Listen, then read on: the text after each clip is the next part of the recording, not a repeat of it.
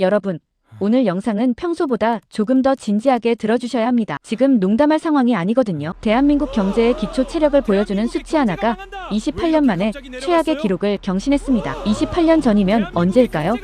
바로 1998년. 우리 국민 모두가 금 모으기 운동을 하며 고통을 견뎠던 IMF 외환위기 직후입니다. 그때 이후로 처음 보는 무시무시한 수입물가 폭등세가 지금 우리를 덮쳤습니다. 많은 분이 수입물가가 올랐다는데 그게 나랑 무슨 상관이야? 난 수입품 잘 안 써라고 생각하실지 모릅니다. 하지만 이건 착각입니다. 여러분이 오늘 아침 출근길에 넣은 기름, 점심에 먹은 김치찌개, 지금 손에 들고 계신 스마트폰까지 대한민국에서 숨쉬고 살아가는 모든 순간은 수입과 연결되어 있습니다. 당장 내일 아침 주유소 가격표 앞자리가 바뀌어 있을 겁니다. 우리가 매달 습관적으로 시켜먹는 배달비는 또 오를 명분을 찾았고, 심지어 내년에 큰맘 먹고 바꾸려던 가전제품이나 휴대폰 가격까지 전부 뒤집어질 판입니다. 오늘 영상은 단순한 뉴스가 아닙니다. 여러분의 지갑이 소리 없이 텅 비어버리기 전에 반드시 알고 대비해야 할 생존 전략서입니다. 지금 대한민국 경제에 도대체 무슨 일이 벌어지고 있는지, 그리고 이 거친 파도 속에서 우리는 어떻게 살아남아야 하는지 딱 5분 동안 모든 것을 낱낱이 정리해드립니다. 끝까지 집중해주세요. 자, 도대체 왜 이런 일이 벌어지고 있을까요? 우리가 자고 있는 사이 지구 반대편에서 거대한 폭풍 두 개가 동시에 발생해 우리 쪽으로 불어오고 있기 때문입니다. 첫 번째 원인은 중동 사태입니다. 이란과 이스라엘의 갈등.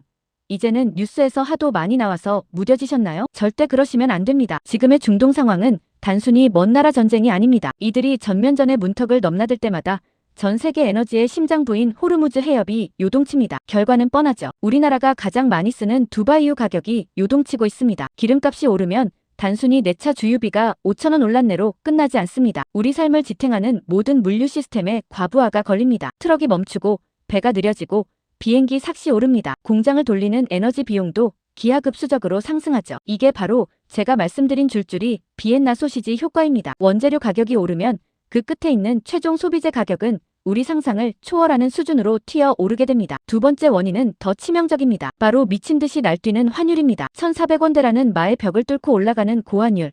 이게 왜 문제일까요? 우리나라는 자원 빈국입니다. 거의 모든 에너지와 원자재를 달러를 주고 사옵니다. 그런데 달러 값이 비싸지면 어떻게 될까요? 똑같은 100달러어치 기름을 사올 때 예전에는 12만 원만 주면 됐는데 이제는 14만 원, 15만 원을 줘야 한다는 뜻입니다. 앉은 자리에서 수입 단가가 2030%씩 강제로 올라가는 구조죠. 결국 중동 전쟁으로 인한 원자재 가격 상승과 고환율이라는 두 개의 거대한 파도가 우리를 동시에 덮쳤습니다. 이 시너지가 만들어낸 결과가 바로 28년 만에 역대급 수입물가 상승입니다. 지금 우리가 느끼는 고물가는 이제 시작일 뿐이라는 경고가 나오는 이유이기도 합니다. 그럼 이게 우리 일상에 구체적으로 어떤 타격을 주게 될까요? 제가 세밀하게 분석한 자료를 바탕으로 여러분이 당장 체감하게 될 세 가지 핵심 품목을 짚어드리겠습니다. 첫 번째는 가장 직접적인 타격, 주유소와 에너지 비용입니다. 수입물가 통계를 보면 경유와 제트유 같은 석유 제품 수입가가 이미 90% 이상 폭등했습니다. 이건 시차를 두고 우리 집 가스비, 전기세,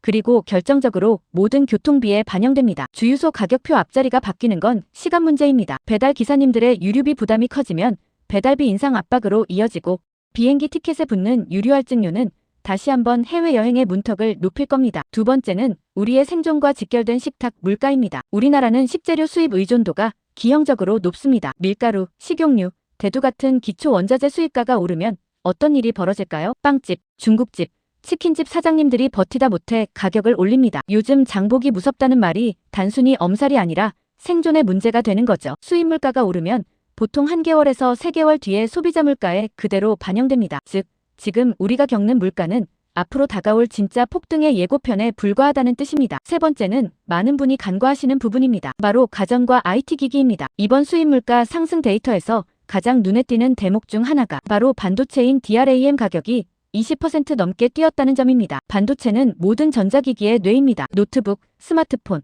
TV, 심지어 자동차 가격까지 반도체 가격의 영향을 받습니다. 환율까지 높으니 해외에서 들여오는 최신형 휴대폰이나 고성능 노트북 가격은 우리가 생각했던 것보다 훨씬 더 비싸질 겁니다. 내년에 장비를 업그레이드할 계획이 있으셨다면 예산을 지금보다 최소 20%는 더 잡으셔야 할 겁니다. 자, 여기까지 들으시면 이제 진짜 망했구나라고 생각하실 수 있습니다. 하지만 28년 만의 위기라도 방법이 없는 건 아닙니다. 위기는 준비되지 않은 자에게는 재앙이지만 미리 알고 대비하는 사람에게는 오히려 기회가 될 수 있습니다. 지금 같은 고물가구 환율 시대에 여러분이 당장 실천해야 할 두 가지 생존 전략을 말씀드리겠습니다. 첫 번째는 지출의 구조 조정입니다. 지금은 현금을 지키는 것이 최고의 재테크입니다. 물가가 오를 때는 내가 가진 돈의 구매력이 매일매일 녹아내립니다. 나도 모르게 자동 결제되고 있는 각종 구독 서비스, 습관적인 커피 지출, 그리고 무엇보다 충동 구매를 철저히 차단해야 합니다. 지금 1만 원을 아끼는 것은 나중에 물가가 더 올랐을 때 2만 원을 버는 것과 같은 효과를 냅니다. 특히 대출이 있으신 분들은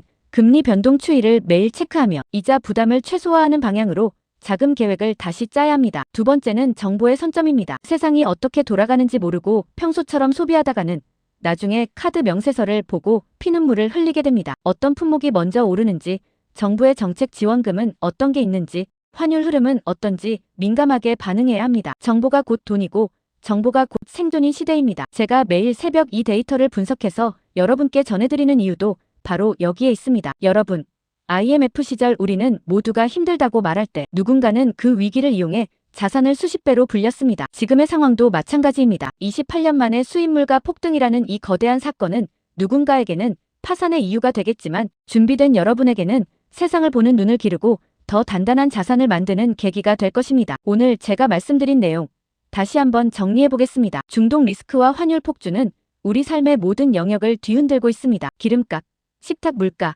전자기기 가격까지 전부 오를 준비를 마쳤습니다. 하지만 지출을 점검하고 정보를 선점한다면 이 폭풍우를 충분히 헤쳐나갈 수 있습니다. 오늘 영상이 여러분의 소중한 지갑을 지키는데 조금이라도 도움이 되셨나요? 대한민국 경제가 흔들릴수록 여러분의 중심은 더 단단해져야 합니다. 앞으로도 여러분의 생존에 직결되는 날카로운 경제 소식, 복잡한 지표 뒤에 숨겨진 진실을 누구보다 빠르게 정리해드리겠습니다. 혼자 고민하지 마세요. 제가 여러분의 든든한 경제 가이드가 되어드리겠습니다. 지금 바로 구독과 알림 설정 누르시고 저와 함께 이 위기를 기회로 바꾸는 여정에 동참해 주십시오. 여러분은 이 위기를 이겨낼 충분한 힘이 있습니다. 긴 시간 시청해 주셔서 감사합니다. 다음 영상에서 더 확실한 전략으로 찾아뵙겠습니다.